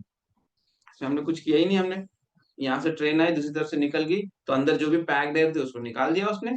तो ये क्या, this is natural ventilation. Artificial ventilation के अंदर आपको पूरा arrangement करना पड़ेगा, mechanical में भी कुछ आपका, mechanical is again type of artificial. Force ventilation that is again like आपने उसको फोर्स थ्रू किया है। नेचुरल वेंटिलेशन है कि ट्रेन आई और उधर से निकल के चले गई तो पैक्ड एयर को उसने निकाल दिया, दैट इज नेचुरल वेंटिलेशन, ठीक है। Next is as per IRBM identification of vulnerable cutting should be done by, bridge manual के हिसाब से वल्नरेबल कटिंग को कौन आइडेंटिफाई करें, chief bridge engineer, divisional railway manager यानी DRM, सीनियर DN या ADN, कौन है इसका answer. As per bridge manual vulnerable cutting identify करने की अथॉरिटी सीनियर DN को है, सीनियर डिविजनल इंजीनियर, ठीक है। कभी हम लोग फुर्सत में पेपर एनालिसिस करेंगे तो फिर उस टाइम रेफरेंस भी आपको देंगे, अभी तो हम जस्ट गो थ्रू कर रहे हैं। Next is question number 45। DN और सीनियर DN एक ही बात है सर, कहीं पे अभी उन्होंने जहाँ पे अप्रोप्रिएट दिया है तो डिविजनल इंजीनियर है, तो DN सीनियर DN थोड़ा बहुत आगे पीछे फर्क है, ठीक है। नेक्स्ट है AN, along with his counterpart of the Public Works Department or Irrigation of the state government, shall jointly inspect canal irrigation crossing in his section. AN, along with his counterpart of the Public Works or Irrigation Department of the state government, shall jointly inspect canal and irrigation crossings in his section once a year after the monsoon, once in 2 years after the monsoon, once in 2 years before the monsoon, or wherever necessary. है कि नहीं? Depends on the need basis पर है, यहाँ पे कोई frequency है नहीं, है कि नहीं? है कि नहीं? As per the need it is there. ठीक है? Inspection of canal and irrigation crossing जो है उसको एज पर द नीड जो है has to inspect it. Next, condition rating number of 0 for any bridge component indicates. CRN अगर 0, इसका मतलब क्या है? Was not inspected, sound condition, requires routine, requires major repair. 0 का मतलब क्या होता है? Not inspected. हमने ऑलरेडी देख चुके हैं इसको, हमने ऑलरेडी देख लिया है. फिर से दिखाना है, मैं आपको दिखा सकता हूँ क्योंकि देखिए ये, क्योंकि हमने यही ओपन कर रखा है पहले से, है ना? देखिए, condition rating number of a bridge, 0 का मतलब नॉट इंस्पेक्टेड. 0 का मतलब क्या होता है? Not inspected. तो ठीक है, तो नॉट इंस्पेक्टेड हो गया. अच्छा, अगर कोई ब्रिज कंपोनेंट का 2 बार लगातार AN के इंस्पेक्शन में CRN 0 आया तो क्या किया जाएगा, बताओ? अगर लगातार 2 इंस्पेक्शन में, साइमल्टेनियस इंस्पेक्शन में CRN किसी ब्रिज कंपोनेंट का 0 है तो AN को क्या करना है? What action AN has to take? Yes, very good. He has to refer such cases to DN. ना, DN को रेफर करेंगे. Okay, very good. सभी को पता answer. Very good. Next, after 1 year of installation, the camber of PSC girders is checked by SSC bridge at a frequency of. After 1 year of installation, the camber of PSC girders is checked by SSC bridge at a frequency of 5 years. बिल्कुल सही answer है कि नहीं? बिल्कुल सही है. Once इन 5 years है कि नहीं? 5 साल में करना है. एक बार आपने PSC गर्डर बिछा दिया तो लगा दिया तो उसका एक इंस्टॉलेशन किया. आफ्टर, देखो, इनिशियल 1 year तक इंस्टॉलेशन किया तो देखना पड़ेगा आपको, ठीक है? लेकिन after 1 year of installation the camber of PSC girder is check at 5 years intervals. ठीक है? Next, looseness of HSFG bolt should not be verified by which of the following method. यानी कि high strength friction grip bolt जो है, क्या ये loose हो गई है कि नहीं, इसको किस तरीके से आप नहीं चेक करेंगे? Appearance of rust between bolt head washer net, नहीं, ये तो देख सकते हैं, कोई दिक्कत नहीं है. Hitting the bolt with test hammer, ये या मना है. मार्क्स लेफ्ट बाय वाटर, ठीक है, वो मार्क्स लेफ्ट बाय वाटर, वो भी समझ में आता है. Apparent relative movement between steel parts joint by HSFG bolt, ये भी देख सकते हैं. लेकिन आप हैमर से ठोक ठोक के देखना कि लूज है, ये प्रोहिबिटेड है ना, शुड नॉट बी डन, ठीक नहीं? Hitting the bolt with test hammers, उसको हैमर से हिट नहीं करना है.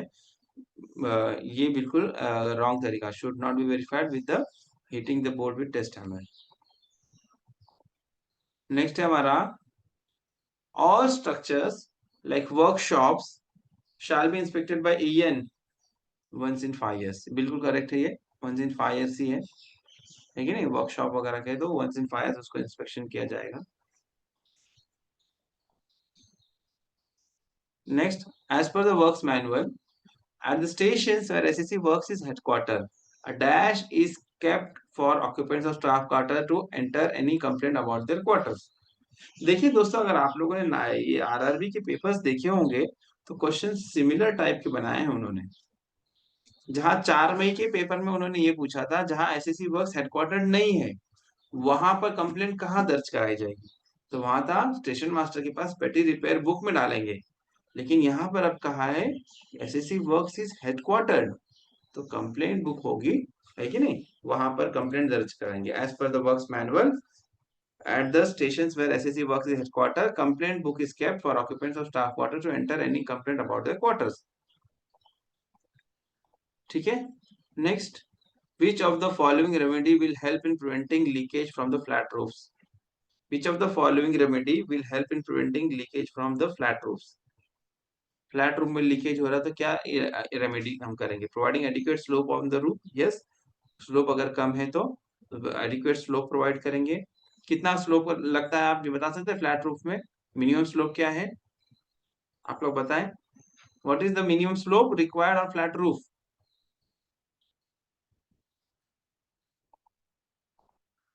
It's very good. 1/100 is required. 1/60 यहाँ पर नहीं, 1/60 कहाँ पर है? 1/60 कहीं और है। यस, वॉशरूम्स में 1/60 है और रूफ वगैरह पे 1/100 है। ठीक है, दोनों चीज की चीजों की कंपैरिजन होगी। दूसरा, providing fillet at the junction of roof and parapet, ये भी सही तरीका है। Providing slope and drip course in the coping, ये भी सही। All of the above are the correct answer ना, सारे के सारे करेक्ट ऑप्शन है। देखिए सारे के सारे जो है बिल्कुल करेक्ट है यहाँ पर, ये सभी करने हैं। नेक्स्ट है, as per IRWM the minimum residual chlorine available in water at the farthest end shall be 0.2 milligram per litre, बराबर है वही है 0.2 मिलीग्राम पर लीटर, ये रेसिडुअल क्लोरीन वही होना चाहिए। Next, if any subsurface aquifer if any subsurface aquifer to be recharged through rainwater harvesting is located below a clayey soil, क्या कहा? कोई सबसर्फेस एक्वीफर क्लेई सॉइल के नीचे है तो उसको रिचार्ज कैसे? देखो क्लेई सॉइल की प्रॉब्लम क्या है। अब यहाँ पे इन्होंने क्लेई सॉइल, क्लेई सरफेस कहा या क्लेई सॉइल कहा है, उसका मतलब क्या है दोस्तों? जो क्लेई सॉइल होती है हमारी, दैट इज इम्पर्मिएबल। मानते हैं आप इस बात को? Clayey soil is impermeable, water को अपने बॉडी से पास ऑन होने देती नहीं है। तो वहां अगर आपको रिचार्ज करना है तो through shaft, through recharge pit, through recharge trench. Recharge trench काम नहीं आएगी क्योंकि नीचे क्लेई सरफेस है, पास होने नहीं देगा। रिचार्ज पिट बना दिया। ट्रेंच, और देखो ट्रेंच का मतलब क्या होता है? ट्रेंच का मतलब होता है something like this along the length ना, ये हो गया ट्रेंच। पिट का मतलब क्या होता है? कहीं गड्ढा खोद दिया इस प्रकार से, दिस इज कॉल्ड एज पिट। ठीक है, यानी पिट ऐसा भी, यानी ट्रेंच का भी शेप ऐसे आएगा, लेकिन पिट यानी एक बड़ा सा इस तरीके से, ये पिट हो गया। ये हो गया आपका पिट, ये हो गया ट्रेंच, ये हो गया आपका पिट। समझ रहे? मैं आपको डेफिनेशंस बता रहा हूँ, बेसिक समझा रहा हूँ। ये ट्रेंच हो गया, ये पिट हो गया, समझ गए? अब शाफ्ट क्या होता है? शाफ्ट क्या होता है? बेसिकली शाफ्ट एक लंबा सा स्लेंडर अरेंजमेंट को शाफ्ट कहते हैं ना। ये ग्राउंड है, अब मैंने एक शाफ्ट ड्राइव किया, मतलब मैंने क्या किया, इसके अंदर एक होल कर दिया इस प्रकार से, this is called as shaft. अब मान के चलिए कि जैसे इन्होंने कहा कि यहाँ पर एक क्लेई सॉइल का लेयर था, ठीक है, क्लेई सॉइल का लेयर था, और एक्वीफर हमारी जो है, समझो मैं बोलता हूँ कि चलो यहाँ एक्वीफर थी, ठीक है।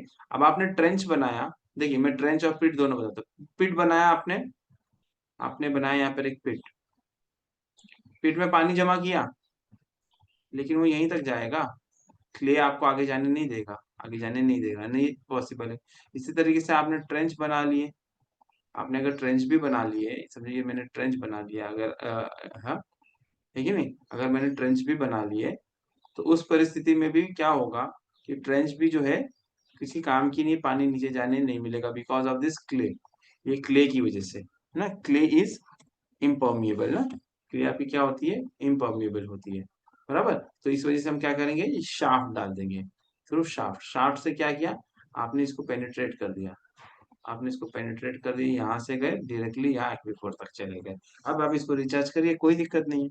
तो इसके लिए इसका करेक्ट आंसर थ्रू शाफ्ट दिया गया है। ठीक है, थ्रू शाफ्ट से उन्होंने दिया है, बिल्कुल करेक्ट आंसर है। आगे बढ़ेंगे। For periodical testing samples of water are sent to dash department. Periodical testing, water testing किधर होती है, कौन करते हैं?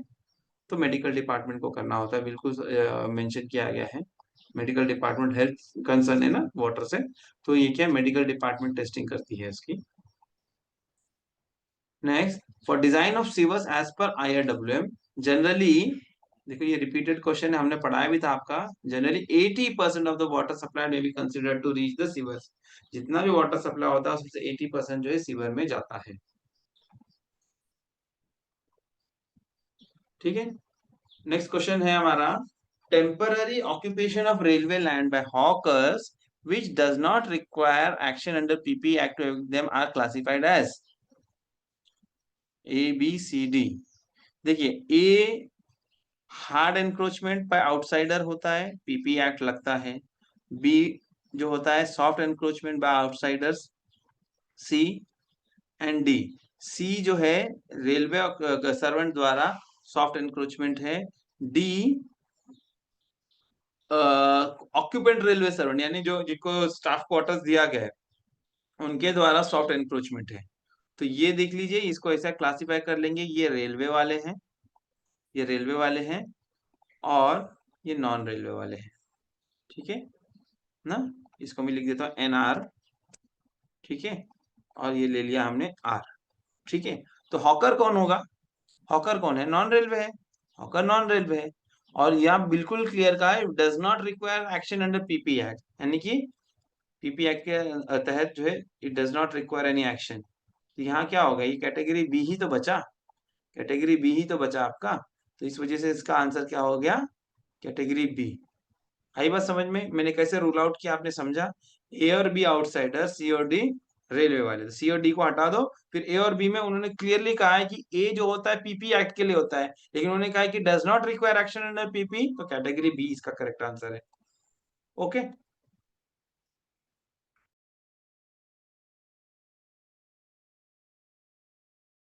नेक्स्ट क्वेश्चन है दोस्तों, विच of the following is not allowed for the surplus railway land? इनमें से सरप्लस रेलवे लैंड के साथ में क्या नहीं कर सकते? planting suitable trees on it, placing it at disposal of state government for afforestation, licensing it for cultivation purpose, all the given option। Railway के पास सरप्लस लैंड है तो उसको खेती बाड़ी के लिए लाइसेंस करना ये अलाउड नहीं है। ये जो है ना, licensing it for cultivation purpose, railway की जमीन खेती बाड़ी के लिए लाइसेंस कर देना, दिस इज नॉट अलाउड। ठीक है, उसके ऊपर आप पेड़ लगा सकते हैं, आप जो है उसको स्टेट गवर्नमेंट की तरफ को डिस्पोज ऑफ कर सकते हैं फॉर अफॉरेस्टेशन, जंगलीकरण के लिए। ठीक है, लेकिन कल्टीवेशन पर्पस के लिए we can not like allow surplus railway land. ठीक है, लाइसेंस आउट नहीं कर सकते हम लोग उसको। नेक्स्ट है, which of the following need not be shown on completion drawing of a bridge? Which of the following need not be shown on completion drawing of a bridge? क्या है? Reduce levels of bed block, reduce levels of top and bottom of foundation, reference to detailed estimate of the work. Drawing के अंदर ये detail estimate की क्या जरूरत है ना? कंप्लीशन ड्राइंग में आरएल चाहिए, किसी को काम करना है। रिड्यूस लेवल क्या है? बेड ब्लॉक का रिड्यूस लेवल, अलग अलग लेवल का बेड ब्लॉक ना, लेकिन reference to detail estimate of the work this is not required. The option number D यहाँ पर जो है ना, ये वाला आपका जो है करेक्ट है, इसको जो है कंप्लीशन ड्राइंग में शो करने की जरूरत बिल्कुल भी नहीं है। Next question, a report submitted to competent authority, a report submitted to competent authority for incurring expenditure on a work which is necessary to safeguard life or property or to repair damage to the line caused by flood, accident, other unforeseen contingency, but for which estimate is not sanctioned is called, this is urgency certificate। क्यों चाहिए आपको ये justification देना पड़ता है urgency certificate ना?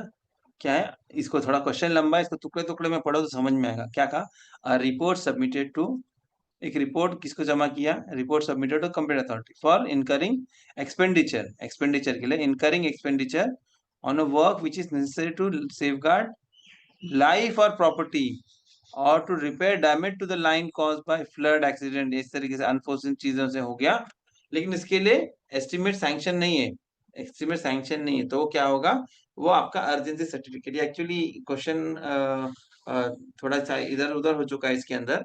Basically जो है एस्टिमेट सैंक्शन से रिलेटेड जो है ये एक अलग पार्ट है, फाइनेंशियल पार्ट हो सकता है, लेकिन ठीक है, टेक्निकल एस्पेक्ट में यहाँ पर उन्होंने बात किया है कि भाई लाइफ गार्ड सेफ गार्ड करना है प्रॉपर्टी को, या कुछ डैमेज ऑलरेडी हो चुका है लेकिन उसके लिए एस्टिमेट सैंक्शन नहीं है, तो अर्जेंसी सर्टिफिकेट सबमिट करना पड़ता है कंप्यूटर अथॉरिटी को, तो उसके आधार पर वो फंड फिर सैंक्शन करते हैं। ठीक है, प्रोसेस करते हैं। Next question number 60, the earnest money which is also called as bid security of the unsuccessful tenderers। Mix कर दिया उन्होंने क्वेश्चन, मैंने कहा ना यहाँ पे टेक्निकल में अब आ गया है सब। the earnest money that is bid security of the unsuccessful tenderers is refunded back, forfeited, returned for other tender, adjusted। तो उसको क्या करते हैं हम लोग? रिफंड करते हैं ना। What is done? It is refunded. The earnest money of the successful tenderers is refunded ना, जब जो जो टेंडर को नहीं मिलेगा कॉन्ट्रैक्ट उसको रिटर्न किया जाता है। Next, zonal maintenance depots for track machines are under the control of. देखिए आपको 4 तारीख के पेपर में पूछा था कि सैटेलाइट डेपोज के बारे में पूछा था कि वो कहाँ पर मेंटेन कहाँ पर हुआ करते हैं। अब यहाँ पर जोनल मेंटेनेंस डेपोज के बारे में कहा। Zonal maintenance depots for track machines are under the control of deputy chief engineer track machine line ना, डेप्यूटी सीटीएम लाइन जो होते हैं उनके अंडर में होते हैं ना, deputy chief engineer track machine line. ठीक है। Next, which of the following type of track will need maximum squeezing pressure from a tamping machine? अगर कौन से टाइप में के ट्रैक में मैक्सिमम स्क्वीजिंग प्रेशर लगेगा, जहां पर आपका क्या होगा, केक डब ब्लास्ट होगा ना। तो ऑप्शन देख लेते हैं। प्लेन ट्रैक, वुडन स्लीपर, अच्छा ठीक है, देखिए अभी चलो ठीक है, ये मैं समझ गया। चलो, plain track wooden sleeper, weight कम होता है इसका। Plain track PSC relatively wooden से हैवी वेट है। Point and crossing wooden sleeper, length ज्यादा है, प्रेशर ज्यादा लगेगा लेकिन वुडन है। एंड पॉइंट एंड क्रॉसिंग वो भी पीएससी स्लीपर का, इसमें ज्यादा स्क्वीजिंग प्रेशर लगेगा। क्यों लगेगा? ये लेंथ ज्यादा है, इसका वेट ज्यादा है, और पीएससी का है मटेरियल, तो वेट ज्यादा है, तो इसमें point and crossing PSC sleeper जो होगा, it will require maximum squeezing pressure. ठीक है, मैंने क्वेश्चन पढ़े बगैर मैंने जो बताया था वो भी एस्पेक्ट बता देता हूँ। ये तो आपका टाइप ऑफ स्लीपर के आधार पर हो गया, है कि नहीं। लेकिन दूसरा आपका ये होता है कंडीशन ऑफ बलास्ट के बारे में भी होता है। तो मैंने ये कहा था कि अगर नया ट्रैक है हमारा या deep freshly deep skin track है, तो स्क्वीजिंग प्रेशर हायर साइड होगा या लोअर साइड होगा, ये बताएं। न्यू ट्रैक या freshly deep skin track, squeezing pressure क्या होगा, हायर साइड या lower side? Very good, lower side होगा। और वहीं अगर केक डब ब्लास्ट है तो हार्ड कुशन है बहुत ज्यादा, तो उस परिस्थिति में हाइयर होगा, है कि नहीं। तो ये ध्यान में रखने की चीजें हैं। ठीक है, ये भी मिलते जुलते क्वेश्चंस आते हैं, आपने देखा ना।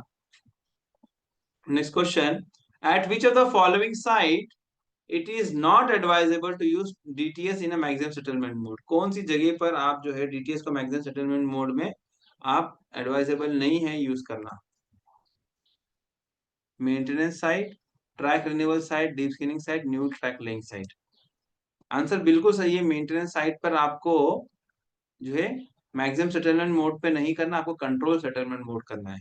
रिन्यूअल आपने किया है, वहां पर आप मैक्सिमम सेटलमेंट कर सकते हैं। डीप सीलिंग किया है, नया ट्रैक बिछा है, वहां क्योंकि देखिए मैक्सिमम सेटलमेंट मोड में वाइब्रेशन बहुत ज्यादा होंगे। मैक्सिमम सेटलमेंट मोड में वाइब्रेशन बहुत ज्यादा होंगे, तो which is not desirable in maintenance side. Maintenance side में क्या है, आपने नॉर्मल टैंपिंग किया है, वहां पे आप कंट्रोल सेटलमेंट मोड में चला दीजिए, वो पैरामीटर को मेंटेन करना।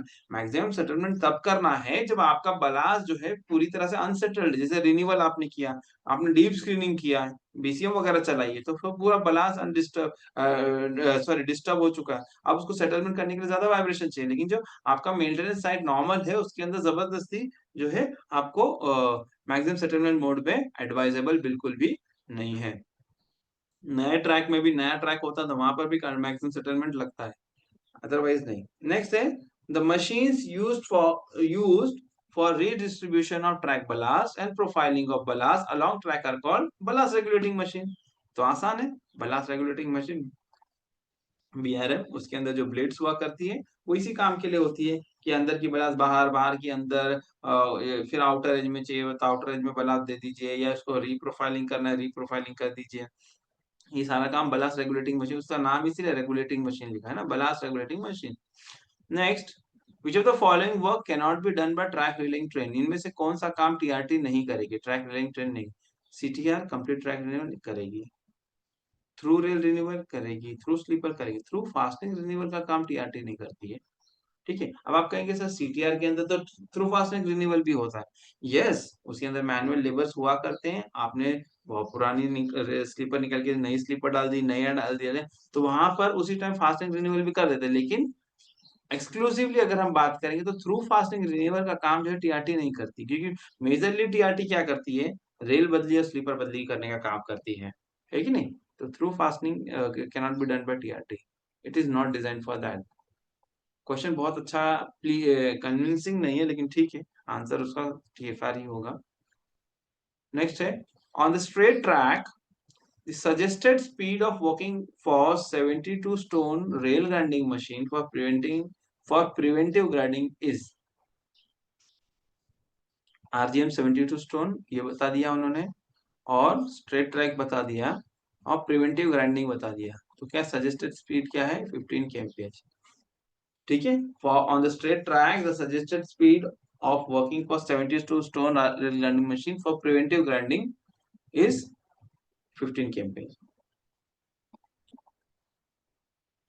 Next question, stipulated output for per effective hours of working of DTS machine. इस तरह आपको जो टेबुलर फॉर्म मैंने एक प्रश्न चलते चलते में दिया था ना, एक साथ दिया था एग्जाम के पहले, उसमें ये सारी की सारी चीजें थी। अभी लास्ट लेक्चर में आपसे सीएसएम के बारे में पूछा, फिर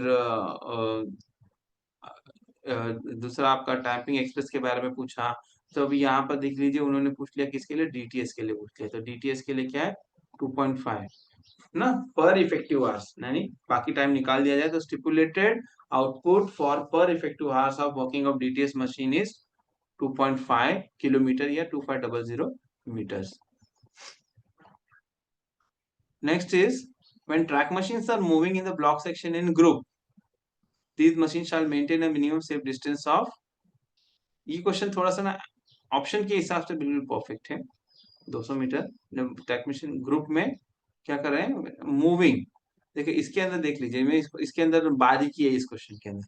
when they are moving in the block section in group, 200 metre होना चाहिए as per track machine manual. और जीएनएसआर के हिसाब से अभी रिसेंटली करेक्शन आई है, उस हिसाब से 250 मीटर होनी चाहिए। अब क्योंकि यहाँ पर हमारे ऑप्शन में 250 ऑप्शन नहीं है, इसलिए कोई दिक्कत नहीं है। लेकिन अगर कॉन्ट्रडिक्शन आपके ट्रैक मशीन मैनुअल में और जीएनएसआर में होगा तो क्या माना जाएगा? किसको वरीयता दी जाएगी? Which one would be preferred? बताएं आप। में कॉन्ट्रडिक्शन दो मैनुअल में हो रहा है, एक जीएनएसआर है और एक दूसरी कोई हमारी टेक्निकल मैनुअल है, तो किसको? ट्रेन रनिंग से रिलेटेड है वो, तो जीएनएसआर को जो है प्रेफरेंस दिया जाएगा। तो यहाँ पर क्योंकि मेंशन नहीं है ऑप्शन 250, इसलिए कोई दिक्कत नहीं है, आपका आंसर 200 मीटर बिल्कुल परफेक्ट है। लेकिन जीएनएसआर में अभी जो हाल फिलहाल में करेक्शन स्लिप आई है उसके हिसाब से, जब टावर वैगन होने दो, ट्रैक मशीन होने दो, समथिंग या दोनों का कॉम्बिनेशन, जब वो एक ही ब्लॉक सेक्शन में जब पास होते तो दोनों के बीच में 250 मीटर का दूरी होना चाहिए। ठीक है, यहाँ के लिए 200 मीटर ठीक है। अच्छा, ये तो मूविंग का हो गया। अगर वर्किंग की बात करते तो, अगर track machine are working in the block section in group, तब कितनी दूरी होनी थी? तब कितनी दूरी होनी थी? इज वेरी गुड, तब 50 मीटर्स होना था। तब 50 मीटर्स होना था। ठीक है, हमने सारे के सारे चीजें यहाँ पे डिस्कस कर लिए। हम आगे बढ़ेंगे अभी। Question number 69, for MCM of track machine organisation the refresher courses are conducted by, ठीक है, एरिसन पुणे, वहाँ एमसीएम जाते हैं क्या? नहीं, वहाँ पे जो आपके सुपरवाइजर्स जाते हैं या ऑफिसर जाते हैं। आरडीएसओ लखनऊ, वहाँ पर वेल्डिंग की ट्रेनिंग होती है, यूएसएफडी की ट्रेनिंग होती है। आईआरटीएमटीसी प्रयागराज, ये क्या? Indian Railway track machine training centre, तो वहां पर एमसीएम जा सकते हैं ना। तो IRTMTC Prayagraj, Indian Railway track machine training centre, तो वहां पर एमसीएम रिफ्रेशर कोर्स के लिए जा सकते हैं। Next question, as per IRWM dash is responsible for maintenance of law and order on the railways and train. Works manual के हिसाब से कहा है कि कौन जिम्मेदार है law and order on the railway और ट्रेन में? तो आंसर दिया है जीआरपी, गवर्नमेंट रेलवे पुलिस। उनका काम है लॉ एंड ऑर्डर को मेंटेन करना रेलवेज में, ट्रेन ट्रेन के अंदर ना। क्वेश्चन नंबर 71, अब राजभाषा में हम आ गए हैं। The parliamentary committee of official language consist of how many members? ठीक है, सिर्फ कहा है पार्लियामेंट्री कमिटी। ठीक है, तो आंसर 30 है। अगर ये पूछा जाए कि लोकसभा में कितने होते हैं, तो लोकसभा के कितने होते हैं, तो आंसर क्या होता? ठीक है, parliamentary committee of official language consist of 30 members, this is correct. लेकिन अगर कहा जाता था कि लोकसभा में कितने मेंबर होते हैं लोकसभा से, तो कितने होते थे? 20, वेरी गुड। और राज्यसभा से, राज्यसभा से कितना होता था? 10 ना, तो 20 + 10 ऐसा कॉम्बिनेशन है। तो ये क्वेश्चन देखिए, अभी यहाँ उन्होंने सिंपल पूछ लिया आपसे पार्लियामेंट्री कमिटी या संसदीय राजभाषा 30 दे दिया। कई बार क्या होता है मालूम क्या? कई बार उन्होंने अंदर जो है ना, संसदीय राजभाषा में लोकसभा के कितने सदस्य होते हैं ऐसा लिख देते हैं वो लोग। तो लोग, अगर हमने सरसरी तौर पर पढ़ लिया अब आंसर देखे आ जाएंगे 30, लेकिन आंसर वहां होगा 20। तो ये जरा ध्यान रखना है क्वेश्चन को देखने में। नेक्स्ट है, the name plates for use in a railway office located in West Bengal shall be in. West Bengal कौन से क्षेत्र में आता है? क ख ग में किस में आता है? एबीसी में से किस में आता है West Bengal? It comes under C. ठीक है, तो यहाँ पर आपको जो है क्या करना पड़ेगा? Hindi and English.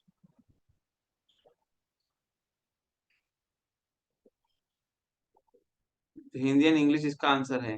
ठीक है, ओके।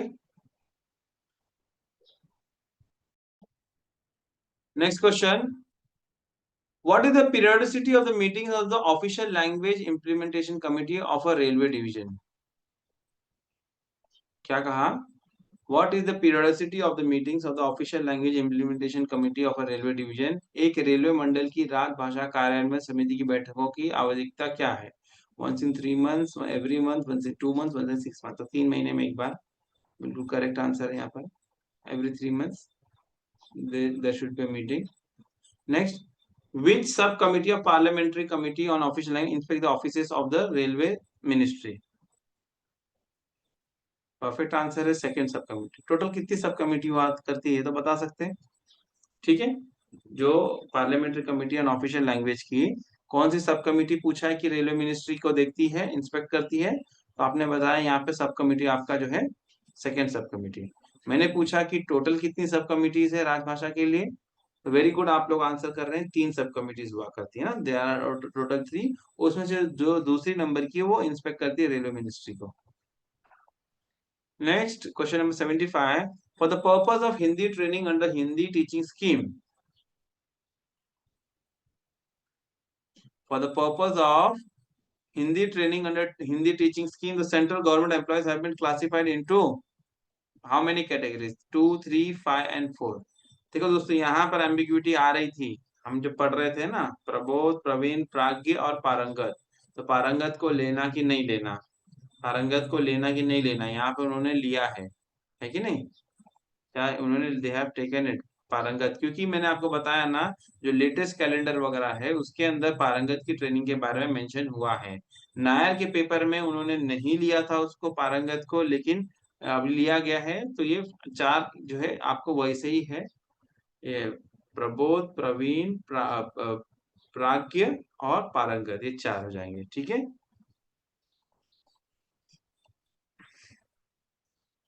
यहाँ पर एक चीज मैं आपको बोलूंगा, अगर किसी ने आंसर मार्क 3 किया और वो चैलेंज करेगा कि नहीं नायर का फला फला पेपर का रेफरेंस देकर, तो that is not a reference, that is not the reference. वो क्लियरली आरआरबी अजमेर ने कहा है कि वो आप नहीं ले सकते, प्रीवियस ईयर के क्वेश्चन को रेफरेंस नहीं बना सकते आप।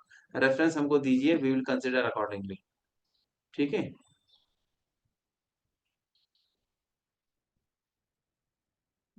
Next, who is responsible to ensure that the documents coming under section 3 of the 3 of official language act are issued in bilingual form? कौन इसको ये करेगा, इंश्योर करेगा कि डॉक्यूमेंट जो है वो बाइलिंगुअल फॉर्म में है? Officer signing this document, administrative head of the office, राजभाषा अधिकारी, नन ऑफ द गिवन। जो अधिकारी साइन कर रहा है उसको इंश्योर करना है कि भाई बाइलिंगुअल होना चाहिए। ठीक है ना, तो responsibility to ensure that the documents are sign in bilingual form, it comes on with officer signing these documents. Next, annual program for use of Hindi by central government departments is issued by, that is Home Ministry ना, गृह मंत्रालय जिसको हम कहते हैं। ठीक है ना, the annual program for use of Hindi by central government departments is issued by Home Ministry. Next question, how many languages are enlisted in the 8th schedule of Constitution of India? Total अभी 22 है, शुरुआत में कितने थे? शुरू में कितने थे?